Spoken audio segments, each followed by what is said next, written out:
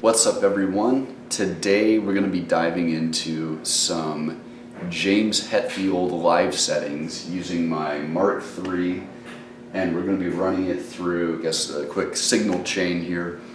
We got the Mark III. We're going to be using it in full power mode. Gonna be put the settings up on the screen there. All right, and we're going to be running it through my brand new acquisition. It's the Fryette Power Station. Let's do it.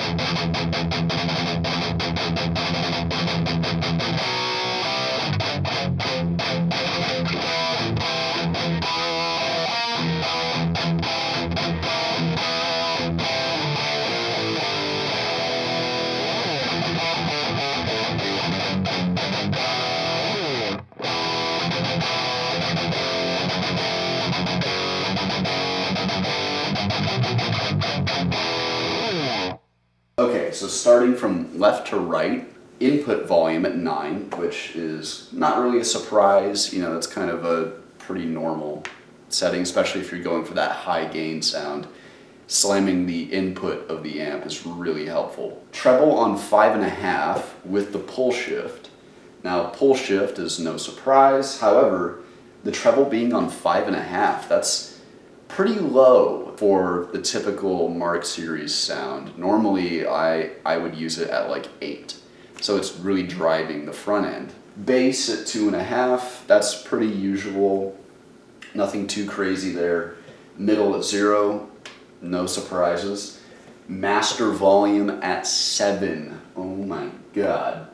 Just absurd. But also lead drive, which is like your traditional, just your gain, is also at 7. So that's yet another crazy setting, like to me, because normally I use the gain at 4 and no more than that, because I've always found it just provides plenty of saturation as is. It's like you don't really need to push it, but you know, once again, it's James Hetfield settings, and this is a really chunky sound. So I mean, you know, it was the 80s, and that's what people were looking for, was just gain, gain, gain. Lead master, so that's the master volume for the lead channel at 2, or 1.5, sorry, 1.5. That's a pretty reasonable setting, but given the fact that the lead master is on 7, it's just ridiculous. Just crazy. No reverb, obviously, this is thrash metal. And the graphic EQ. Now the graphic EQ really stands out to me because it has way less of a scoop at the 750 hertz range than I would normally use to dial in a Metallica sound. It's pretty much just a little bit below halfway, which is like the neutral setting. Just kind of a slight V, but you got to remember it's all it's all relative to where you have everything else set on the amp. So the fact that I'm using tons of saturation, tons of volume, tons of bass, you don't need to, you know, make that big scoop. You don't need to push that bass super hard. So it's just a real interesting setting, and it's a cool look into how to authentically achieve those sounds of, you know, back in the day. They really did just go balls out with the gain. It's kind of crazy. And volume too. They went absolutely absurd with the volume. I guess the only artistic license that I took here, I guess there's a few things. Obviously he didn't play a Les Paul. He had a guitar with active pickups, not passive. So what I did is I ran my Boss SD1 in the front just to give it a bit more tightness and chug. I didn't do any sound clips without it engaged, just to see what it's like, but I do know that he used EQ in the front end, and so I know that's like signal boosting, kind of a similar technique. So that's the only real artistic license that I took. Also, I ran it into my V30 loaded Mesa cab, because I figured by the late 80s they were using the Marshall cabs that had the Marshall vintage 30s in them, and I didn't really want to use the 65s because that's just kind of a different thing. So the closest I could get to that was using the Mesa cab with the V30s. Nothing wrong with that. Always sounds great in my book. Yeah, just a pretty basic setup, really. Just kind of hinging on the fact that I'm able to bring the volume down to some more reasonable levels, you know.